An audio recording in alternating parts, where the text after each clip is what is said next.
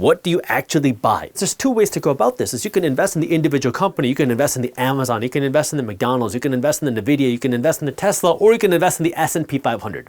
The S&P 500 is a group of the 500 largest companies in the stock market. And now what you can do is instead of going out and buying each individual company, you can just buy a fund that gives you exposure to these 500 largest companies. And if one of these companies in this fund start to struggle, like what Bed Bath & Beyond did, well then the fund would just kick out that company and replace it with a different one. This way it's completely passive for you. This way you don't have to worry about monitoring the company. Now, what you have to understand is the risk and reward here. Because when you invest your money into a fund like the S&P 500, it's lower risk. Like you're investing in the 500 largest companies in the stock market. Lower risk, lower potential return as well. Versus if you're trying to find the next hot Amazon, well now you can see thousands of % returns, because if you find this company when it's very small and it grows to a multi-billion or a multi-trillion dollar company, well, you can make a lot of money like that. High risk, higher potential return. The problem here is most people will end up losing, especially if you don't know how to analyze your company, especially if you don't know how to keep up with your company, especially if you're not doing the work and the time to research that. Now, I'm not saying don't do this. I'm saying you got to understand what's right for you.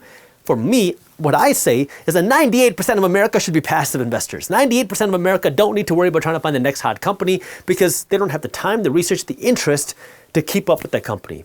For 98% of people, just find a fund, whether investing your money into the total stock market, into the S&P 500, into a large index. Just put your money into there and let the markets do their thing. And the next part about this is, how do you actually purchase? Because if you're investing in individual companies, what you want to do is you want to buy it at the lowest price possible. You don't want to overpay for a company. And this is where the mistake that so many people make when they're trying to buy a stock. Again, I'm not telling you what to invest in, but if you want to buy Amazon, you don't want to buy Amazon when it's extremely expensive. You want to buy it at the cheapest price possible. So if you saw the Amazon stock falling, this is what ends up happening is people get scared and they don't know when to buy. And if you're thinking about buying, you wait for the perfect time to pull the trigger. You wait for the perfect time to buy it. But what I do in these situations, if I'm investing in individual companies, because I do that, I buy in phases. I don't want to throw all my money in there. If I have $10,000, I'm not going to throw all $10,000 in there at one time. I'm going to buy it in phases. And if it falls further, I'm going to buy more. If it falls further, I'm going to buy more. The first time I might buy $2,000. If it falls further, I might invest $3,000. If it falls even further, I might come in and buy $5,000 worth.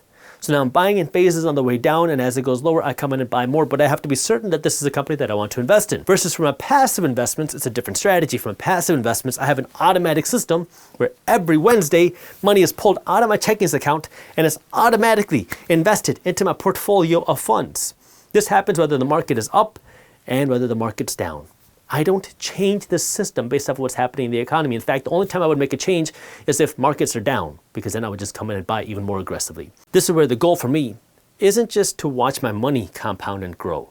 It's to keep stacking more money into the system. So now the money's compounding and growing, but now I'm also putting more money into the system. That way there's more money always compounding and growing. And that's really the key here. Because we know the more money you invest, the wealthier that you can become. If you enjoyed this clip and you want to continue your financial education journey, I have another video that I think you'll love. All you got to do is click that button right over there. And for those of you who want to stay up to date on the top finance and business news, you can join Market Briefs, my free financial newsletter, by clicking that button below. Thank you for watching, and I'll see you in the next one.